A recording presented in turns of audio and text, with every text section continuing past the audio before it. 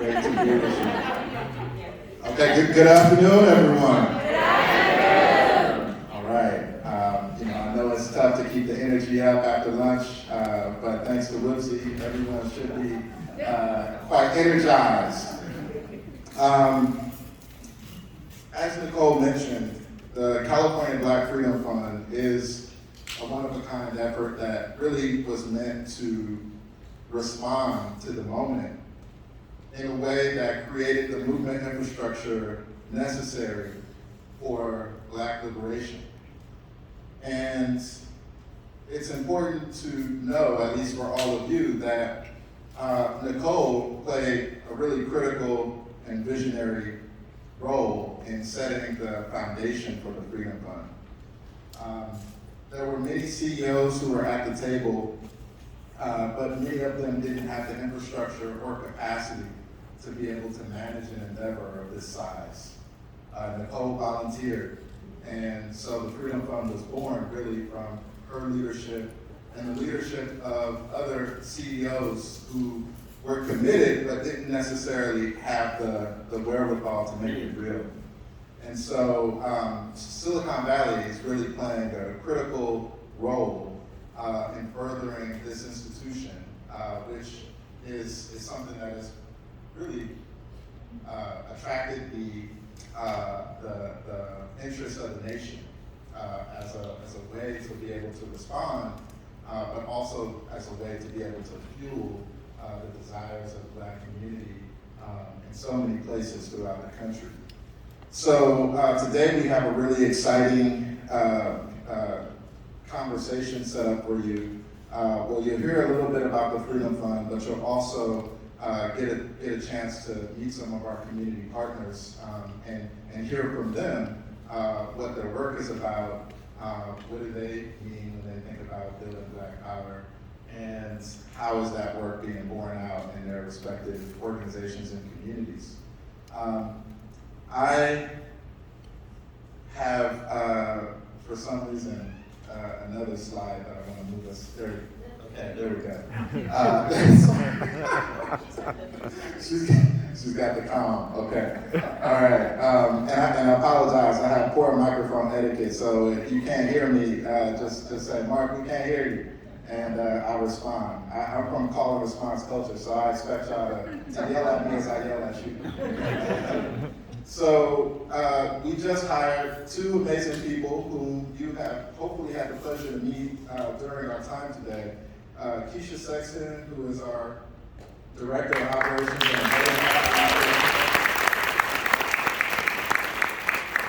and we all had the opportunity to hear from Ms. Carmen Ross, who is our Program Director.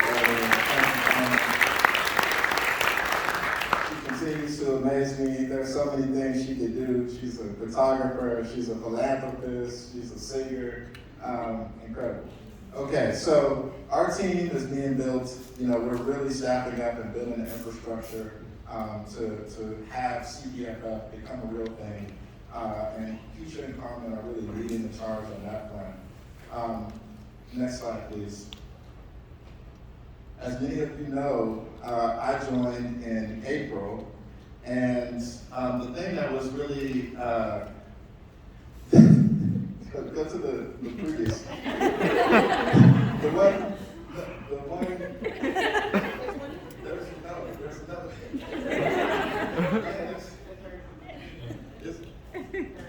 There we go. All right. So I joined the Freedom Fund in April. Apologies, y'all. This is all coming together so quickly. I joined in April, and one of the things that really excited me was that the Freedom Fund really is building on the legacy of Black freedom movements throughout the U.S. Really thinking about how movements have been structured, supported, and led, and trying to evolve that work in a powerful way. And so, this legacy, this rich tradition of Black freedom movements is one that we really try to dive into as we talk about our work. It is not an ahistorical kind of perspective that we're taking, but it is one that really reaches back to the abolitionist movement and also is part of the Black Power movement, right? So when we talk about freedom, we're not just talking about unshackling people from, traditional slavery as we commonly understand it.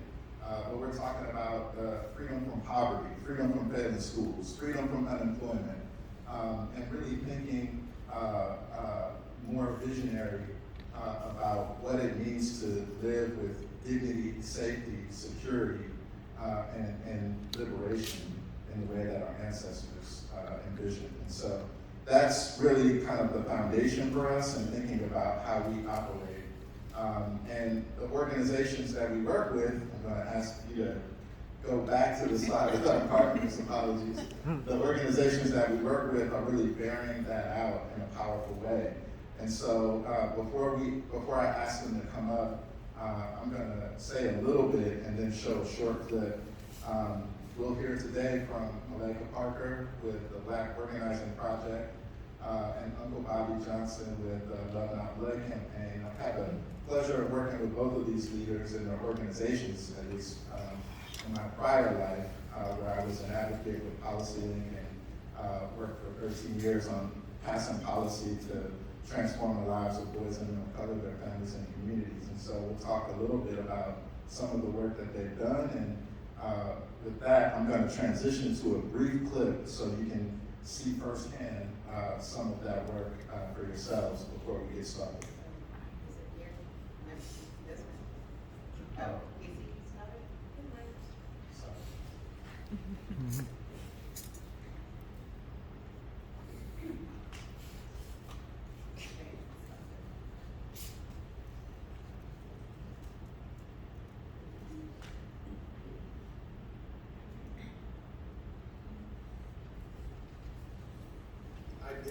This conference was for families that have been impacted by violence. To bring these families together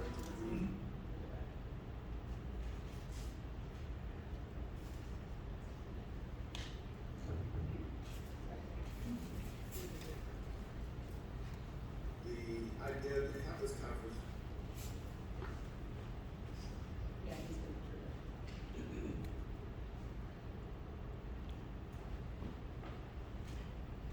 was for the idea to have this conference. To hear yourself on remix. This one, everybody.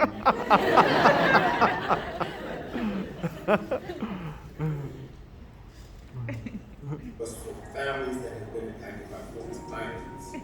To bring these families together, to be empowered through various workshops that they did. To bring in facilitators that actually have been in the field, working with the pain that these families have experienced, to be able to feed them and teach them and give them the right knowledge to be able to take home and utilize in their own personal struggles. This weekend was about for families to come and bring their good vibrations only, to radiate with love, to radiate with just with smiles, to radiate with the idea of being able to relax and see the water and maybe sailboats to skyline of the city, to be in a frame of mind to be recharged so that when they do go back home, they're not on fumes, but a new energy, with new ideas, new information to help them and better equip them to be able to move forward in seeking justice for their loved ones. And I think most importantly, the networking, the socializing with one another, communicating, and then coming to realize that they are not alone, that these are not isolated incidents or situations where there appears to be they're the only ones that's been impacted. This is systemic, it goes to the core of policing, and it's happening with families all across this country to a just unbelievable state that needs to be changed. I think deeper that drives me is that it's really not about us or myself, it's really about the children. Because if we fail to stand, and I say this all the time, that if I fail to stand today, it'll be their demise tomorrow. So this work is really about future generations to come, to eradicate the pains of this issue concerning police violence, to make sure that our children have real freedom, justice, and equality as it should be for all. There's a lot of good people behind this, and I'm just so proud to be part of this. And whatever I can do, whatever my children can do, we'll be glad to volunteer. Because all it takes is one person at a time, and it's impactful of what we can do with just total dedication and just a love for each other. It's a pleasure never think you're going to be part of it. You don't think this would ever happen, but it's amazing to have the kind of support that Love My Blood has given our family. So I'll be confident again. Like, they reach out to me, check in, how you doing. It's not just about conference. It's like they really truly care. Bobby especially. He's somebody that we don't really he's somebody who brought us together. He's somebody, if anybody does it, you have never united families for anything. Anybody who ever brings the families together, you have to think on the show about it because you did it first one. I'd like to volunteer with this organization. I see how it has impacted my life. Just being here for one day. And if I can continue to pour into people's lives the way I have, but on a bigger scale, being connected with this organization, I feel like I can touch many more lives. So, I'm really happy to be here.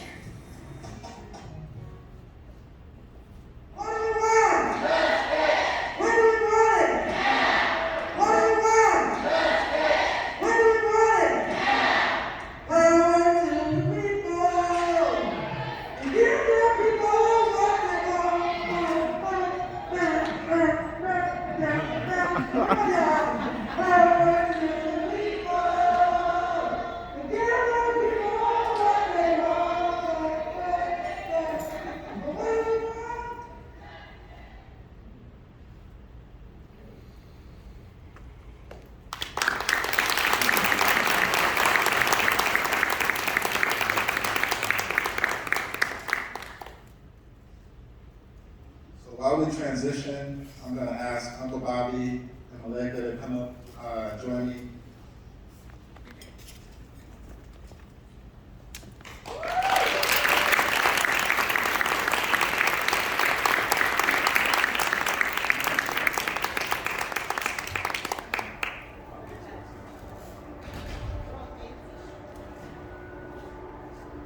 Hi folks, there are quite a few of you in this room today. Nice to see you.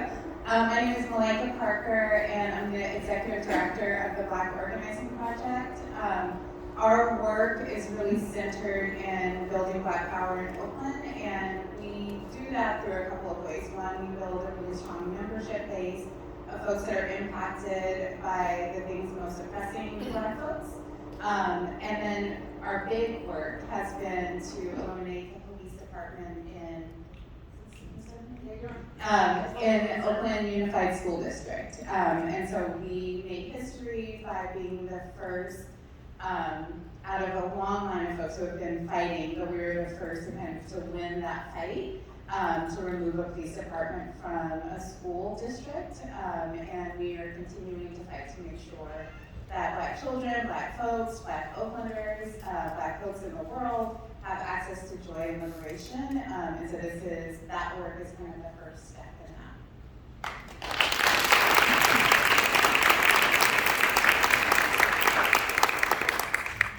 Well, hello everyone. Thank you for allowing me to be in your space at this time. Mark, thank you. Silicon Valley Foundation, of course, thank you. In that video, I wanted to play first because it showed the significant role that the Black Freedom Fund has played in helping us have conferences. That particular conference, it was actually 325 impacted families at that conference. You know, and so I want to say thank you to the Black Freedom Fund for giving us the ability to be able to reach out to impacted families. So a little about me. I am affectionately known to the community as Uncle Bobby. I'm the uncle of Oscar Grant. How many in here have not heard of Oscar Grant? It's okay, raise your hand. There's a few that have not heard of Oscar Grant. So quickly, January 1st, 2009, in Oakland, California, at the Fruitvale Park Station, my nephew Oscar Grant was murdered by the police. How many of you have not seen the movie Fruitvale Station? Raise your hand. Okay, a few. That movie, Fruitvale Station, is about our family, what happened to Oscar. So if you have a chance, take a look at the movie. It doesn't even focus on the tragedy. It focuses on who Oscar was and the fact that he could have been your nephew, your friend, maybe one of your fathers. But someone in your family that you love and that this heinous act of police violence happened to. Ryan Coogler, who did Black Panther, that was his first movie, Fruitvale Station. As you know, he went on to do Creed, as well as Black Panther, and of course other movies that are out there today on the big screen. And he just received, I'm deviating a little bit, but we were just in Utah. I'm sorry, Mark. I get that talk. We were just in Utah with him at the Sundance Film Festival because he received the Visionary, one of the biggest awards that they could get, and it was huge. And I'm gonna tell you, the Bay Area represented Kamal Bell, as you know, received an award. Bruce Riley was there, Sharon, of course, he had received awards in the past, but these are local media personnel that have shared our struggle, especially here in the Bay Area, to the world. But in closing, I'm the co-founder and executive director of Love Not Black campaign. My wife is, of course, co-founder with myself. She's presently with Attorney Crump and Tyree Nichols' family, where they wanted us to be today, but we had to split our responsibilities. So I'm here and she's there, working with the family of Tyree Nichols. And of course, in closing, thank you for being here. Thank you for allowing us to share what has helped bless us to bless families in this struggle. Thank you.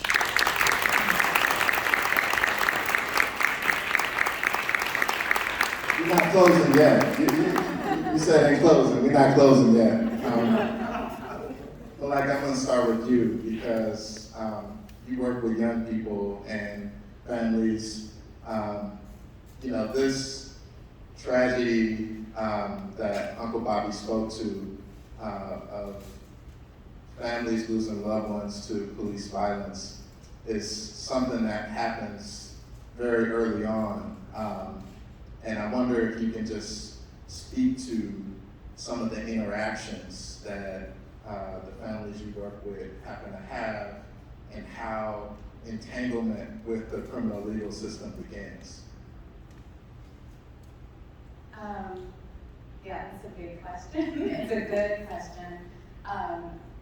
One of the reasons that so I should say that I am a new executive director. I came on to BOP a little more than a year ago. And so the founder of Black Organizing Project, Jackie Byers, and the team at the time decided to pick up a campaign of policing in schools because of this issue, right? Because Oakland Unified School District is one of the few districts that had its own police department, right? So we're so invested in policing these Black and brown babies that we're gonna hire our own police department.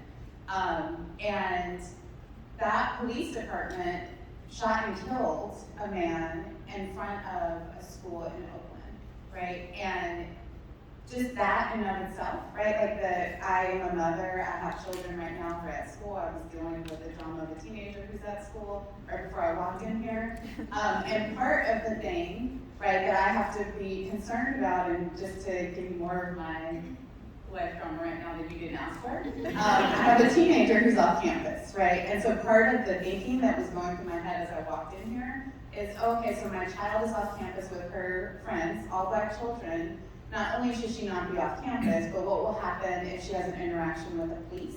What will happen if the young Black men who are with her decide that they're doing something they shouldn't be doing? What will happen if my Black-bodied daughter is identified as a woman, right? What will happen if they decide that she's not who she's supposed to be? All of the things, right?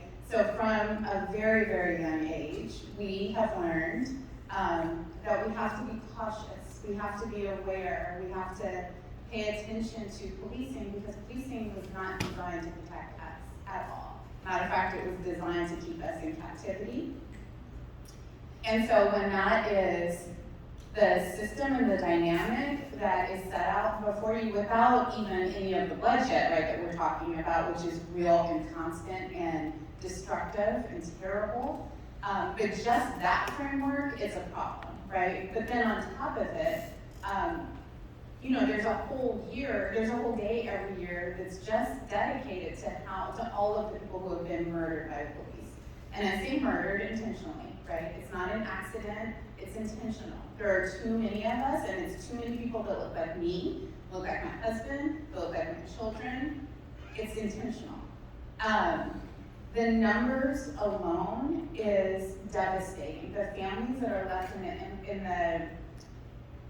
the impact of that loss to families is devastating. And then on top of it, those same people are then placed in our schools, right?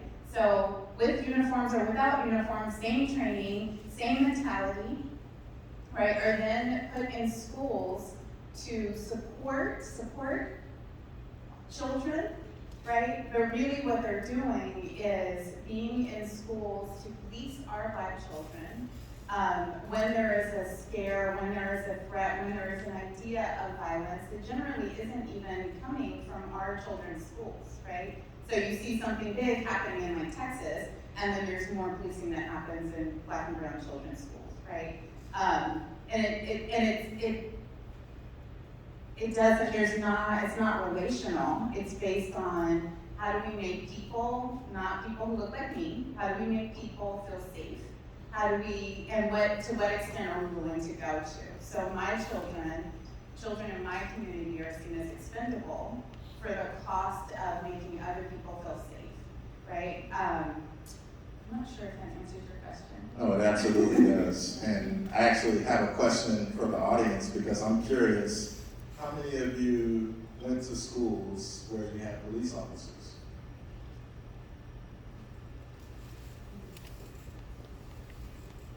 Not many. Probably maybe less than a quarter. I mean, that's significant. And that speaks to who is being policed. I know where I grew up in Los Angeles, there was police in every school from elementary to high. So thank you for sharing. Can I add? Please. I think one really important piece to just know when we're thinking about police in schools is that our schools are deeply underfunded, right? Deeply. And what that means, a tangible thing that means is that there are not enough adults to support children. And so then when you put more adults, no matter who they are, in schools, when there is a crisis, those adults respond, whatever the crisis is. It could be a child who's having a mental health crisis. It could be a child who's doing what my child is right now, not being on school campus, right? Like there are the things that should be handled by people who are trained to care and love on our children, get then directed to school-based police officers, which then means they have an interaction, right? So then I go from random Black child at this school to now they know my name. They know that my name is Malika. They might know who my parents are. They might know where I live, right? And there's a record that is kept of that, which then makes it easier for them to engage me when other things come up, right? It also means that as the child who's having that interaction, I am being taught that this place is not for me, right? That I am a visitor here. I am not welcome here. This is for me to be policed out of instead of welcomed into.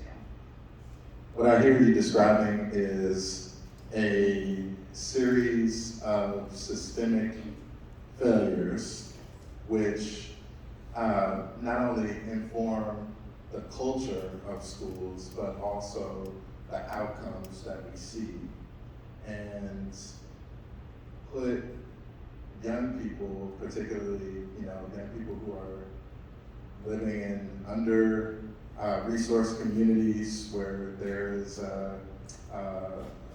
concentrated poverty, that put them at increased peril. And so I thank you for articulating that and giving us real world kind of flesh to kind of go around that line of thinking. And Uncle Bobby, I know that for the families you work with, what Malika is describing is probably a commonplace understanding for folks. You know, they are sending young people into schools where they know there's danger. But I wonder if you could say a little bit about how you help families. What is the way in which you're building power, and you know, probably through one of the most difficult moments in their lives?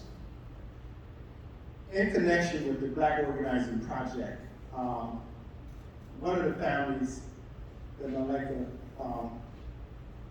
really talked about, we work directly with, well, many, but I'll cite one in particular, and that's Rocky Brown, who was killed at Skyline High by the resource for school police. And the family was traumatized. So we as an organization really specifically engages the family to begin to work with them through the mental trauma that they had just experienced in losing a loved one, especially a child. You know, a child either in high school, middle school, and even children, parents that have lost their loved one that were just in elementary school to the police. Because the police were shooting at someone and the bullet happened to hit their child, innocent child playing, and then been killed. And then not even want to be held accountable for it. So in relationship, we really focus in on the mental state of the family and helping them to find balance, to walk again. Because what we learned when Oscar was murdered was that it was the community that embraced us, stood with us, cried with us, went back and forth to court with us, but most importantly, utilized the First Amendment right to shout, "I am Oscar Grant." And that family deserved justice. And had that not happened, I'm not sure where we would be at today. And it was from that model that I understood that it was required on my part to embrace every family that experienced that same trauma, because had it not been for all of you loving on us, helping us through our trauma, there's no telling where I would be at specifically in the family. You know, or even Oscar's name being raised up enough for us to still remember. I'm going to deviate just quickly. And for those who had not heard of Oscar Grant, I'm sure you've heard of the Black Lives Matter movement. Oscar is the flashpoint of the Black Lives Matter movement, as was Emmett Till the flashpoint of the Civil Rights movement. Oscar was the first person killed where social media was really utilized to expose to the world this heinous act of police violence.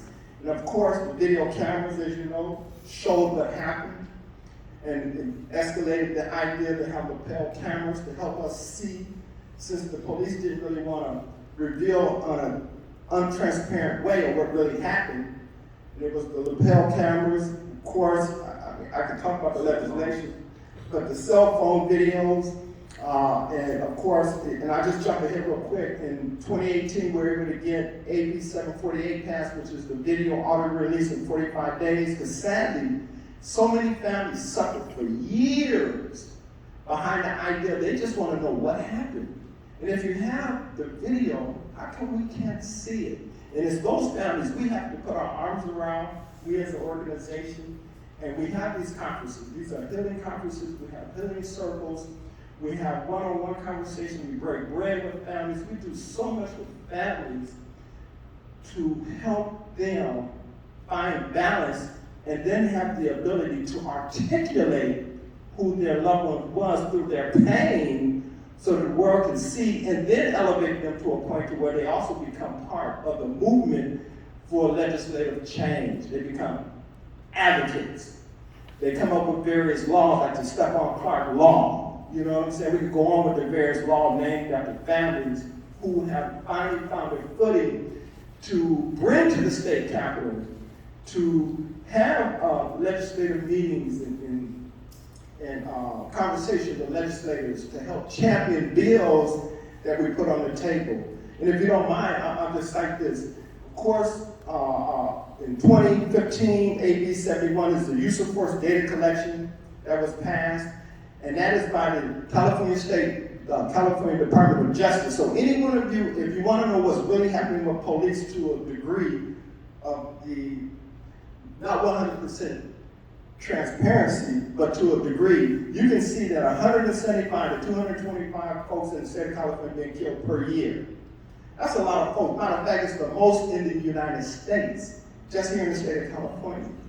And then we had to follow up with AB 953, which is the Racial Identification Profiling Act, because we wanted to know if I had a bad tail light, what are my chances of surviving?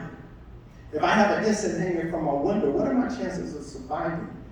And as you can see, there's so many that have died at the hands from a simple traffic stop. That's one of the pieces of legislation we're having a conversation about now, trying to stop the police from having these so-called low traffic routine stops that is causing so much death. I didn't mention that, but that's one of the conversations we're having now. We find a legislator to help us champion that. But of course, in 2018, SB 1421, the right to know, because we knew that if we could know what kind of police officers are working in our community, at least we have an idea to be more proactive and having them pulled before they kill someone. Johannes Merkley had 8 incidents of complaints filed against him before he murdered Oscar Grant. And had action been taken prior to Oscar being murdered, Oscar would still be here today. This is how significant legislation is in passing to help us curb or at least begin to see a downtrend in the murders that are happening. Of course, 748 I spoke about a little earlier, the video and audio release. Of course, in 2019 was AB 392, the most strictest use of force legislation in the nation. We took the reasonable standard, I don't know if you heard this, but normally it's, I forget the language now, I'm under a little pressure, but anyhow, it's the reasonable standard or reasonableness of what an officer would have done, what a reasonable officer would have done. I'm paraphrasing the legislation, but we changed the word reasonable to necessary. And because of that change of that word, we now have 2 officers that have been charged for murder in the state of California, all the way up until 2019. Now imagine, Johannes Leslie, who killed Oscar Grant, was the first officer in California state history to be arrested, charged, convicted, and sent to jail. But it took almost 12 years until we got that reasonable erase and necessary put in it that now has given us some leverage to hold officers accountable. We actually have one just got 7 years in Walnut Creek. Let me jump in. Go ahead. You're giving a grad school lecture here on policy. I love it.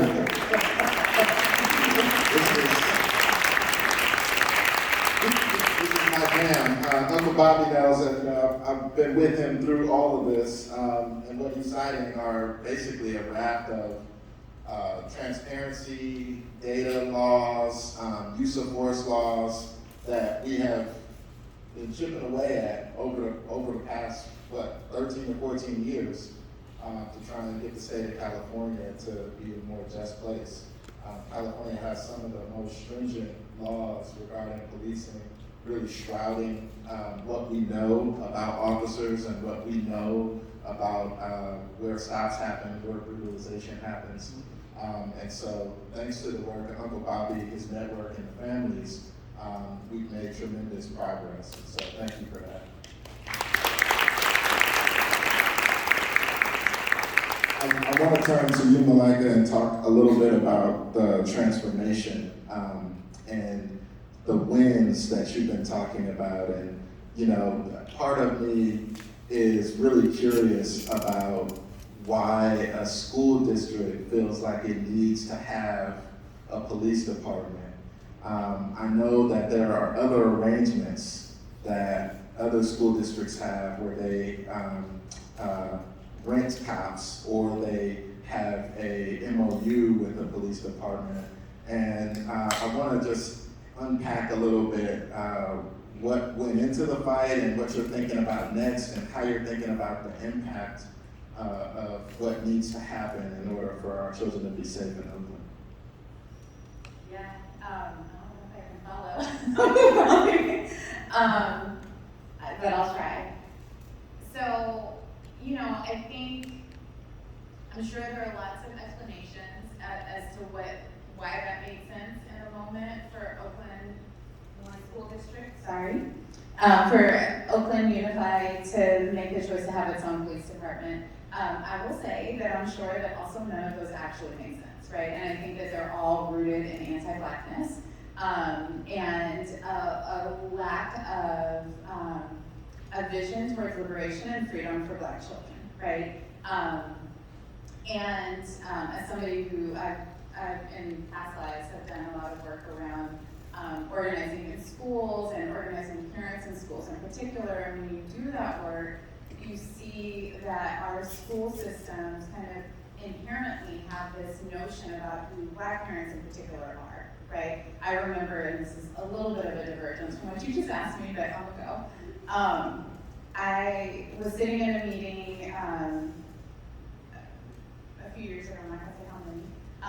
I was sitting in a meeting and we were kind of talking about like how we increase and like really root schools in community connection, right? Because we understood that building connection between the schools that house our children and the communities that they come from is kind of inherently beneficial to children, right? We know that. We know that children thrive in connection.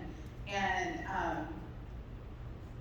this individual stood up and said, well, but all the parents are on crack or at work, so how is connection possible, right? And I was like, oh, that's interesting that you think 100% of parents are either dealing with addiction or physically unable to be present for their children. We should probably challenge that and unpack that some. One, because it's penalizing people who are dealing with addiction, if that were in fact true, and it's not. But if that were in fact true, right, and that's probably not how we transform into a society that's caring for and supporting all members. But also that gets you off the hook of having to actually think about what's happening, right? And to think about how you build connection with people. And it's not, it's folks of lots of folks have those thoughts about who Black families are, right? And when we start from a deficit approach, then we kind of pile deficit on top of it. So if we start from an idea where we think that Black children come from criminality, then we respond to them like that, right? Versus if we think that Black children and all children, which I do, are inherently good and deserving of bright and brilliant futures, and we do everything we can to lift that, including connecting their families to the schools that house them, which would also eliminate a lot of the things like bringing in police departments, right, to support schools. So I think the short answer to your question is, to the first part of your question, is having a deficit lens of who Black children and children who are living in poverty are, and looking and kind of starting with a root of thinking, imagining that where they are headed is towards criminality, right? And there's lots of different spaces in the education world that says that does that like marks our children in that way, and it's horrific, and it leads to policies like this. And I also think that it's a lack of creative thinking about like how we support children, right? There just needs to be more thinking about what does it look like, what does safety actually mean, right? And a lot of that is challenging as a society. What do we think about safety, and kind of expanding, like building a new future, building a new idea, and kind of occupying the spaces the Black folks have always had to occupy, right? Like it has never been a viable option for Black people to solely rely on policing for our safety and protection, right? We've always had to think of different ways of being, and that might sometimes be a tool that some folks use for protection or to be in a relationship with, but I can guarantee you that in most Black communities, there are a number of other resources that also exist to make sure that folks are safe, right? One of them being like, which is a very baseline one, but you know, for a minute there was a lot of conversation about the talk that families have, right? Like that's a baseline one, but that's a strategy. There are strategies about like being in community with other families because community and connection keeps us safe. Having resources in our communities that we can call on when things are hard or when people are in crisis, right? And I think when we look at where we're headed and how we're imagining what's next, we're really kind of relying on how our communities know how to keep us safe, right? So what already exists, what exists in our communities, what exists in other schools, what do other schools do to keep children safe in an increasingly violent world, right? Like, we are clear that we live in a society that is deeply violent, right? It is not just particular to poor folks, it's not just particular to Black folks or brown folks, right? We live in a society that was set up on violence. And so we have to really think about what does it look like to be proactive. And a big part of that is offering support and resources, right? Looking at like, how do we create, so one of the things that we're working on right now is a people's budget for the Oakland Unified School District. Sorry. I think it's so loud and it's not working. We're working on a people's budget in Oakland we have pushed towards the district, which is a $15 million budget for safety. And the way that we're thinking about it is, what are all of the pieces, and this isn't, I should say, it's a baseline budget, right? What are all of the baseline things that are needed in a school for children to feel safe and be safe, right? And there are things like making sure there are adults that are trained to support children, right? That are not in uniform, that are not police officers, that are not connected with the school to prison pipeline in any way. It includes things like having folks from the community to be present on campus to help resolve conflict if there should be one, because conflict is a natural part of human development, right? How do we learn how to unpack that in a way that is not reliant on violence? How do we create systems around our school so that when things happen, if they happen, hopefully they won't, but probably they will, that there is a resource to call, right? So there are things in Oakland School District that exist and should be used more by the school district that are, there's a line that a teacher who is in the middle of dealing with a crisis, like a child who is having a hard moment, can call and get coaching on, okay, so these are the things that you might need to do to help and support this student, as opposed to a child is in the middle of a crisis and you call police to deal with a developmentally appropriate response.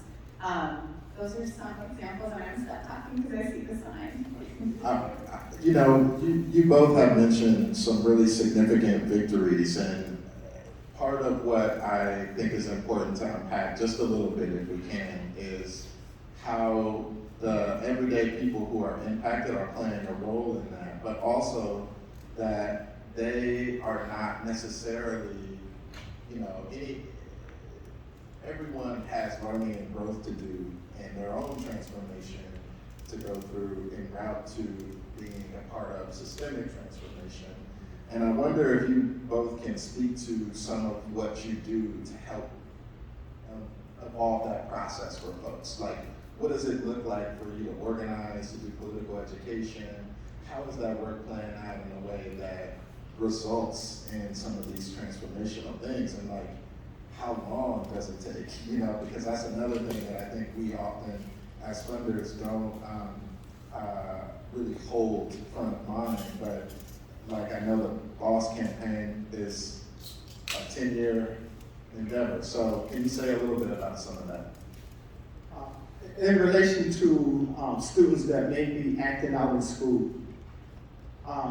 when Oscar was murdered, his friends, it was suggested they get some help from the city psychologist. And they all refused that help because it was coming from the same entity that killed their loved one. And so what we do in place of that is that we begin to engage the family and the children that are struggling with losing their sister or their father, mother, or brother, to work with them through that process.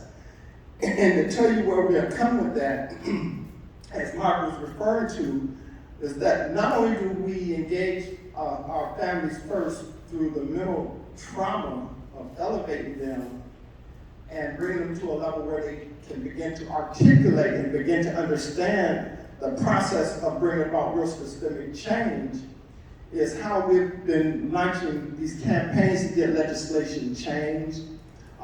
We still have work to do on the school level, where having to be an alternative to being sent to the school psychologist or the policing psychologist to help them through their troubled state.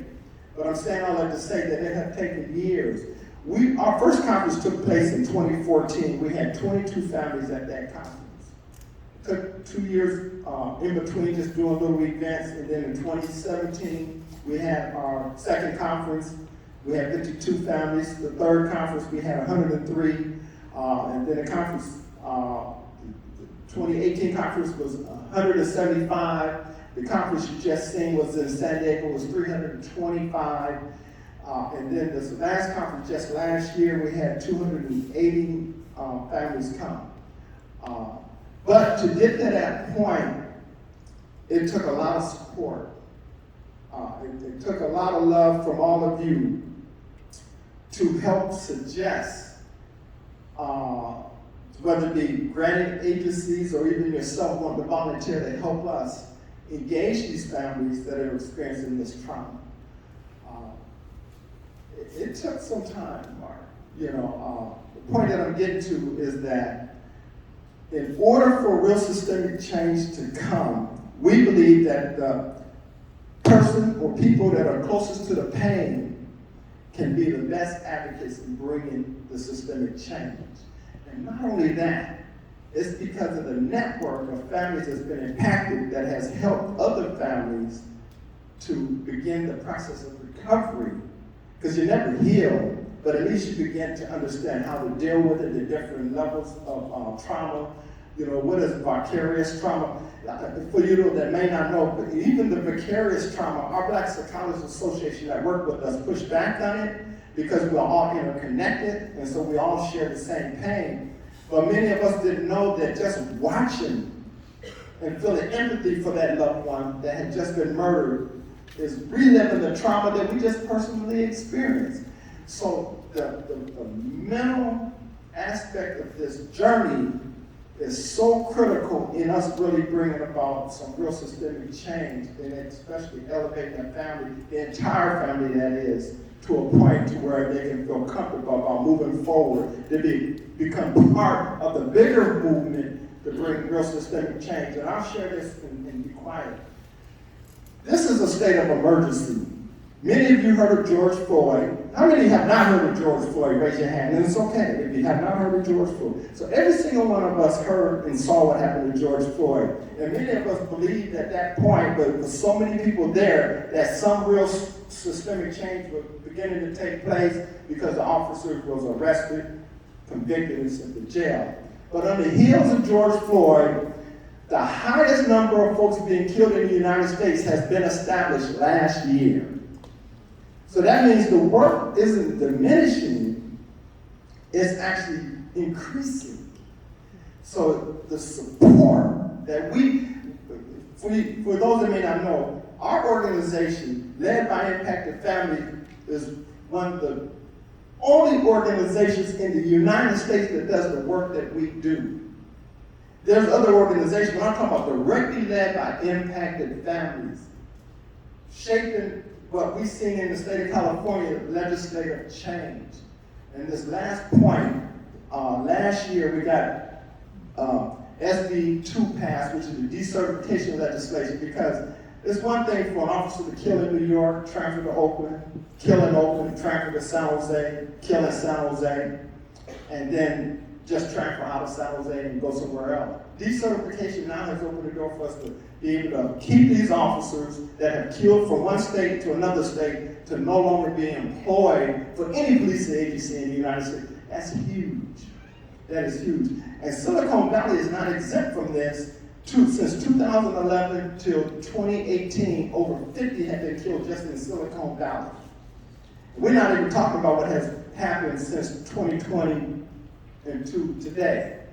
So we're talking about right here in Silicon Valley, one of the most prestigious areas.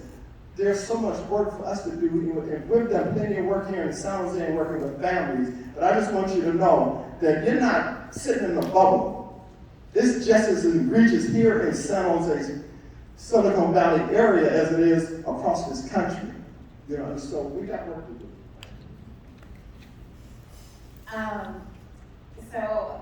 The work of building power is a long-term movement, right? Our BOSS campaign, which is, building our, oh my God, I can't believe I just forgot it.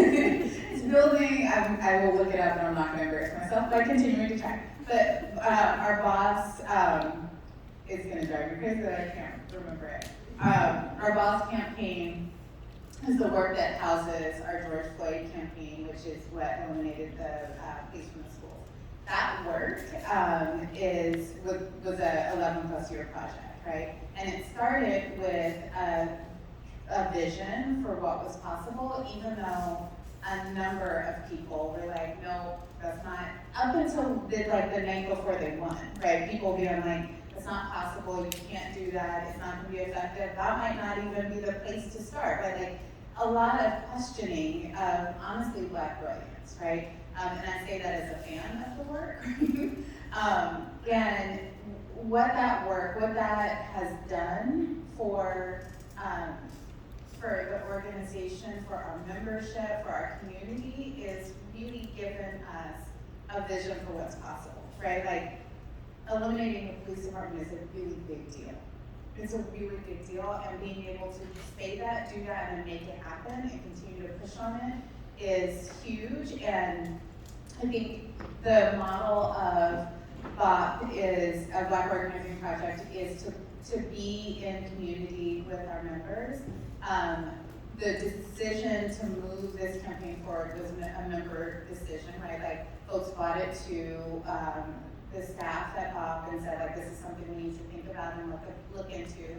All of the research that happened was with staff and membership together.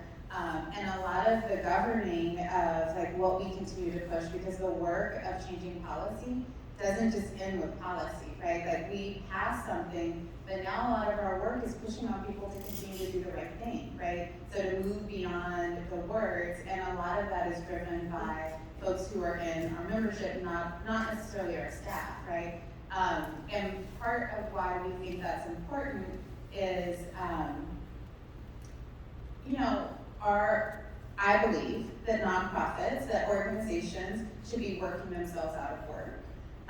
That we exist to create a solution, to fight for a solution, but ultimately we want that solution to be rooted in community, right? We want to be supporting folks and being able to say, this is what our communities deserve, and we will fight for it, right? And we will demand it, and we will show up for that. And ideally, we are handing over kind of the work that we're doing to community and supporting community and kind of developing that skill set and actually they already have that skill set, kind of unlocking that, giving space for that, giving support to that, so that folks are leading that work on their own. And there are a few different ways that we're thinking about what that looks like moving forward, but I'll let that be asked in a question where it's necessary. Great, thank you. So we have a few minutes left for questions, and I just want to turn to all of you to see what's top of mind as you're hearing about the amazing work happening. And if you don't have questions, we have more we could cover, but I do want to see if we can get some audience engagement here. And while you're thinking of your question, BOSS is better in our school system, so I have questions.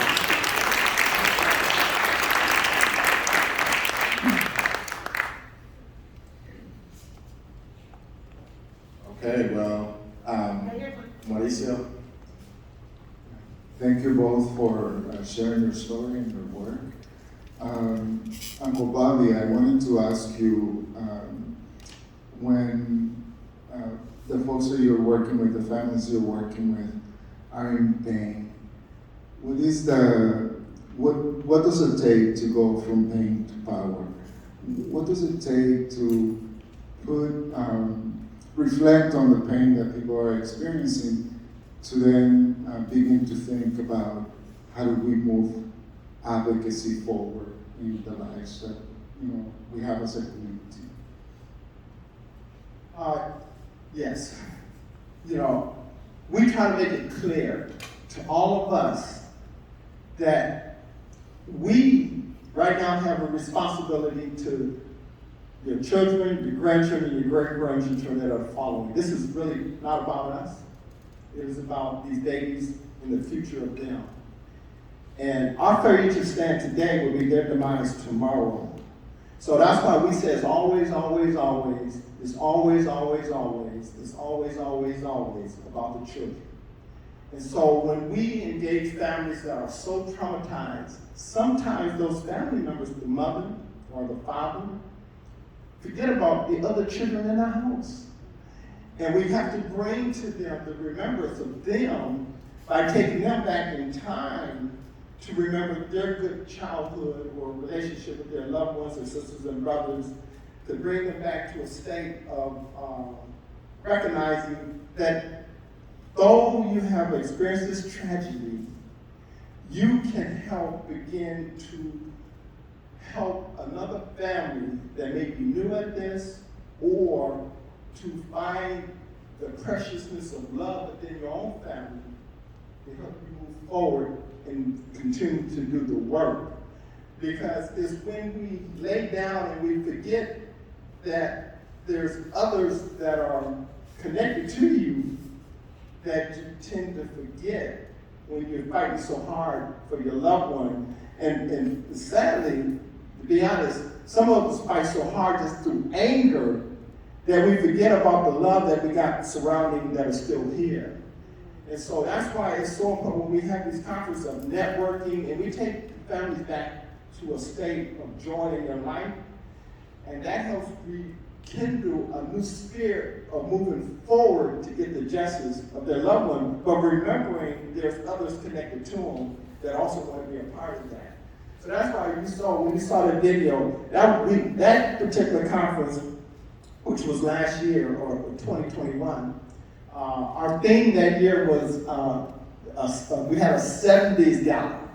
So everybody was to dress up, and all of that was dressed. You can see them on the dance floor. They had so much fun. They're still talking about it today, because every conference now they want to have a 70s party. But we changed some things. But last year it was not the gong show, but we had showing your talent. So families that could sing, they sung, families that were spoken word artists and spoken word dancers. It was just great. When you see them smiling.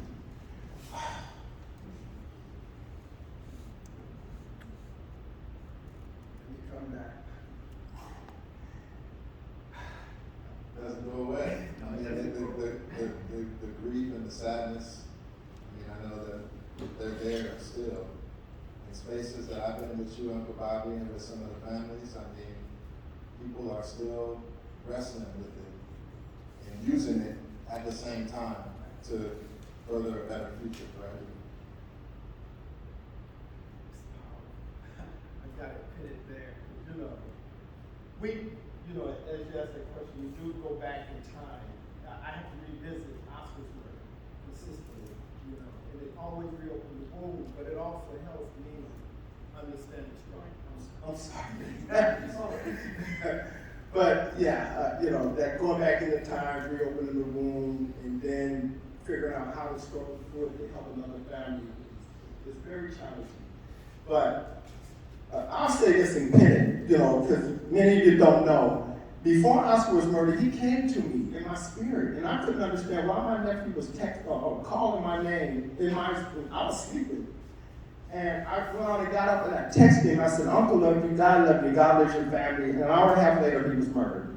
When I saw that video, I can remember collapsing and coming back in extreme rage, right? I mean, destructive rage. And then God gave me the opportunity to remember that text. And I was so blessed to be able to send my nephew those words that I shared. And that's what I live on today, because had I not responded, I don't know if I would have ever been able to feel some form of relief in my struggle and get justice for him, because it was that helped me begin to turn my pain into power. And because of all of you embracing us, it was that embrace that I give these families that helps really generate the work that I know I need to do. And we have taken on an ambitious program. Our ultimate goal is to embrace every family, but we just can't embrace every family, but we do what we can to embrace every family. And that's why our work is so critical and support is so necessary, because everybody's calling us now to be a part of the network, to be a part of the gathering, to be a part of just meeting other families and networking. And that's where we all find strength to turn our pain into power.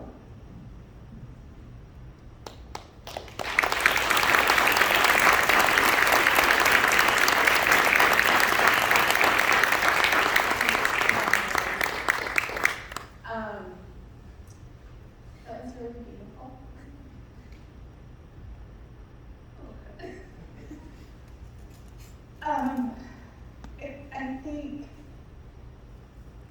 I think what is, so one, our folks know how to fight, right? And kind of what you're seeing, I think I know Uncle Bobby is experiencing a first-hand trauma, but then you're also witnessing the two of us have like a vicarious trauma, right? Of growing up in the same system. And I don't know if you noticed how quickly I got to tears, right? Like instant, because it's right there at the surface, right? Always.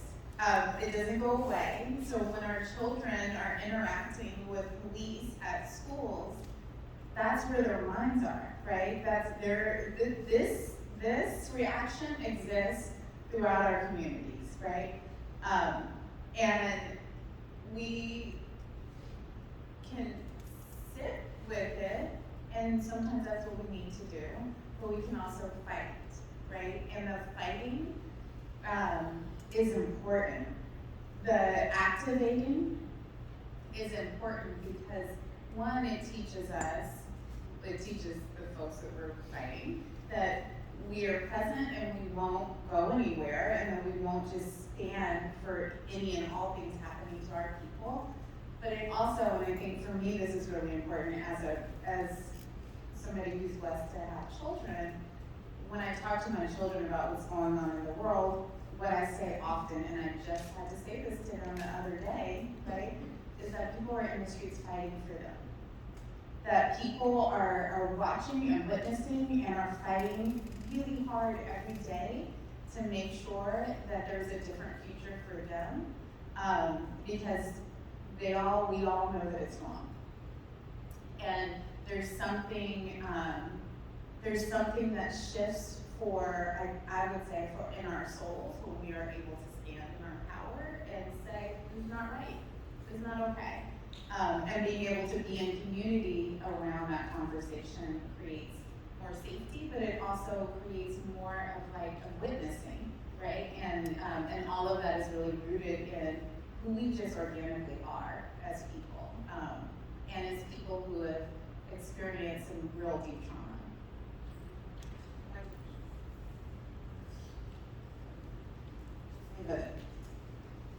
Gratitude and a question. Thank you, Uncle Bobby, for choosing to be here with us. We're honored to have you here because you were supposed to be with Tyree Nichols' family. The fact that you took the time to be with all of us and share your words, I know. thank you. So I wanted to make sure that you know how honored we are to have you in our presence. So thank you.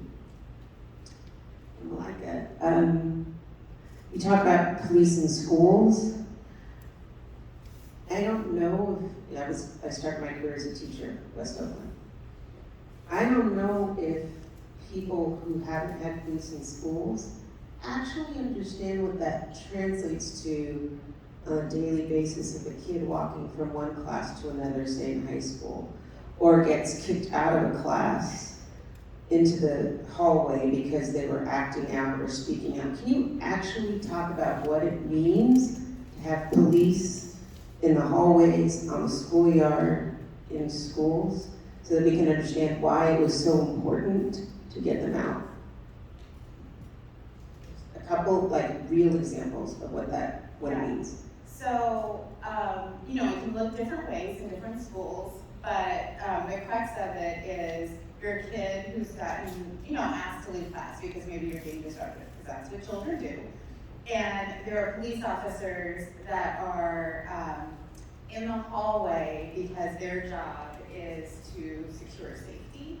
But really what happens is they are now interfacing with this child who, and they're not trained. They are not therapists, they are not psychologists, they are not trained. Police are inherently not trained in de-escalation.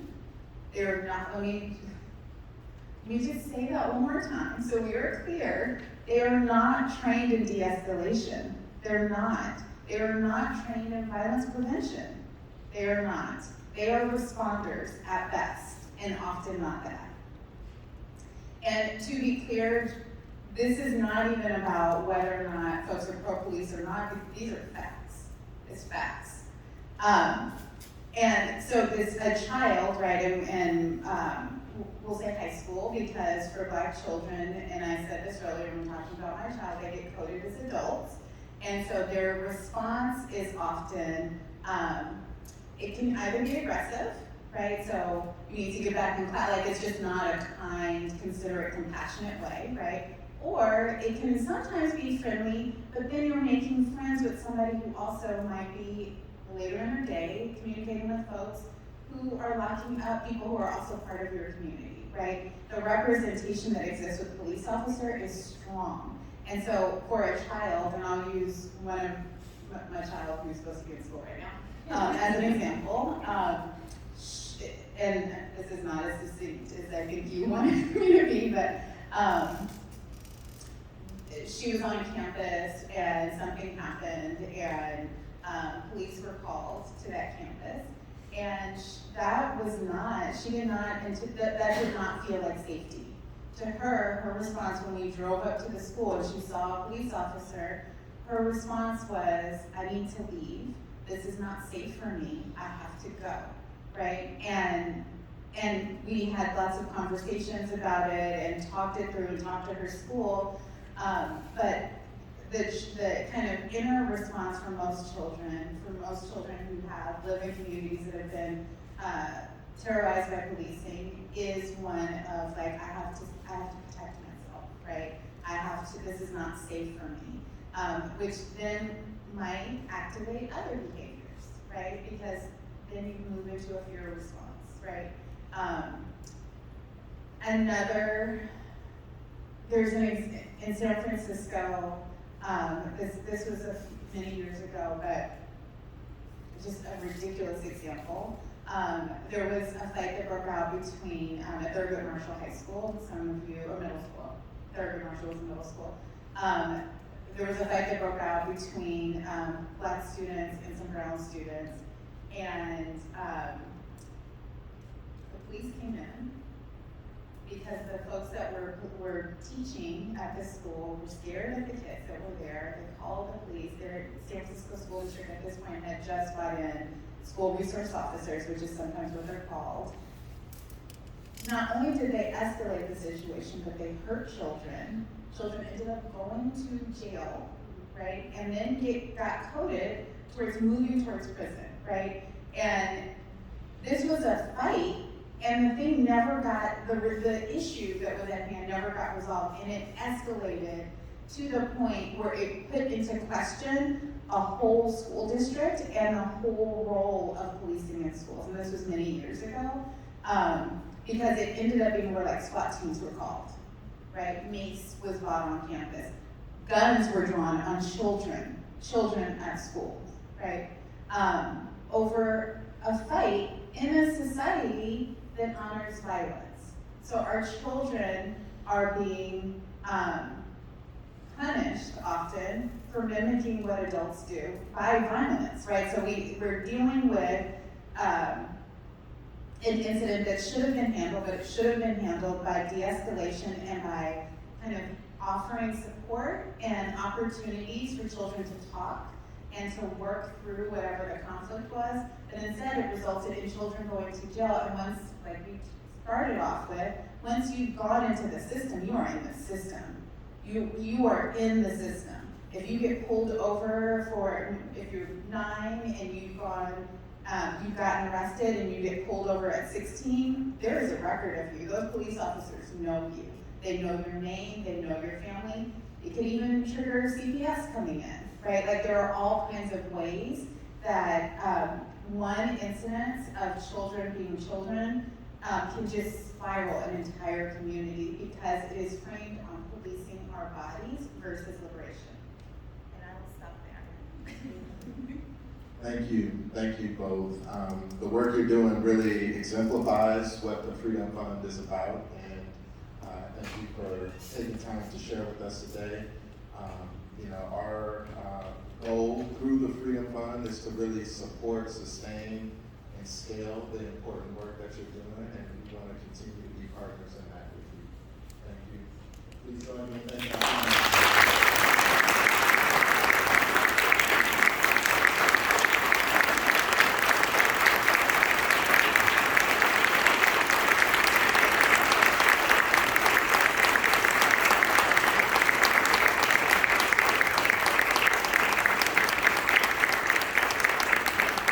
Thank you.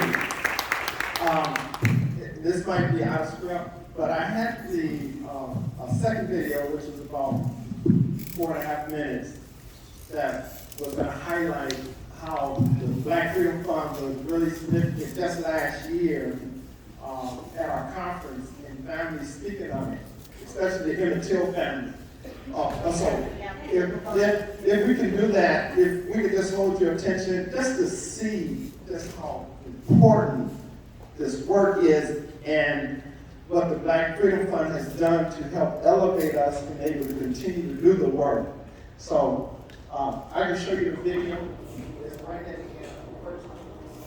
And it's the last conference just last year we did in October.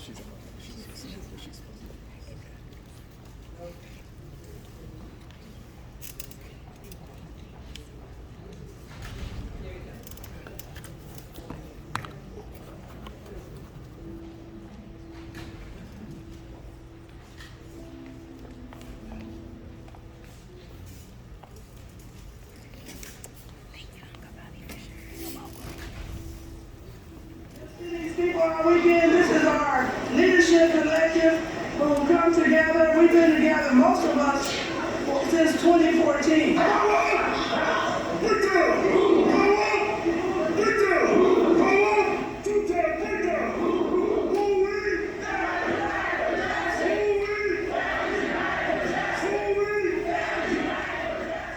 Yes, this is my first time here at this conference. However, the family that Mattel has been representing since the very first one. Being in a room full of other families who understand your pain there's no one else that really understands except this group of people. And even though we don't want to do this club, it just means so much that Uncle Bobby and Uncle put this together, all the time and energy and money. It's just been very, very valuable for us. Since we've been here, we've been hearing stories from families about their loved ones, not just how they died, but how they lived. And I think that's so important and so impactful for others to hear. Like, your story is not just about someone's end and the period in their life, right? It's about the dash. It's about how they lived and what they meant to them. And so I think that's what brought so many folks together. So this year we had Family United for Justice 2022 conference. This year is held at Myrtle Beach, South Carolina. Smudging everyone, it's clearing out negative energy and negative spirits and gonna protect us and send good things our way. Right? I mean, under the circumstances that we have to be here together, it's messed up. But being together is great because nobody knows what we're going through unless you've been through it. So these names mean so much to me. I didn't know all these victims back here, but I know the family, and their families have treated me like family. So, I'm always gonna remember them and fight for them, just like I fight for my uncle. Only time I with my sister over here, we're bonded by some trauma, and we both lost our husbands, and it's the only time we really get to see each other and spend time with each other and really connect with all the other families, and we appreciate, Families United for Justice for bringing us out here and, giving us the opportunity to see each other. Yeah. My name is Gwen Parr. I'm the mother of Eric Garner, and this is a fantastic weekend where all the impacted families can get together and we can commune and we can unite. We are in Myrtle Beach, baby! This weekend has been a good thing for the families to come together and support one another and encourage one another. And then the classes have been good to kind of get some things that some of the families didn't know they know how to do, and that's what it's all about. Networking so we can bring change, so we can work together, fight together, and be the difference and be the change, not wait for it, but make it happen.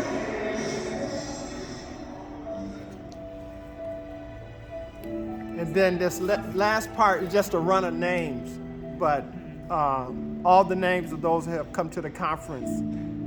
But you don't have to witness all the names, but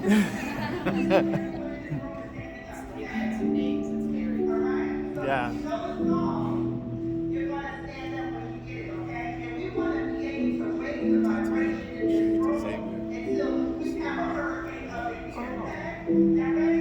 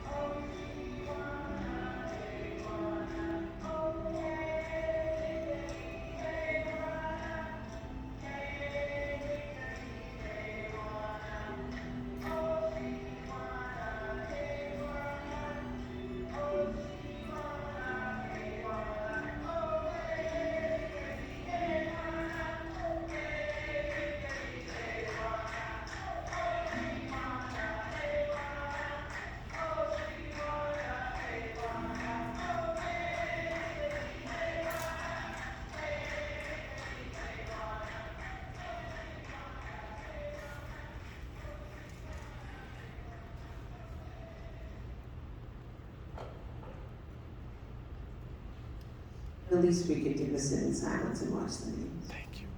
And honor them and the families. Thank you. Mark, thank you for facilitating that conversation. Because of the work that each and every one of you do every day at this foundation, we get to be a little bit a part of the joy and the love that you're bringing Uncle Bobby to those families and the life that you're looking for. All those families in the schools. I hope you go find your daughter. I know she. She's been found. She's been found. She's back at school. Good, she's back at school. For those of you who don't have teenagers yet, just but in all seriousness, every single one of you, everything that you do every day at this organization, we are honored to be able to do it. We are fortunate to be able to do it. And our part of the ecosystem, our part of this work enables what we saw in these two amazing leaders and their teams and the work that the heart, you think your work's hard? Really? And I just got a whole new perspective on what hard really is. And our work allows them to do the hard work out in the community. So thank you again.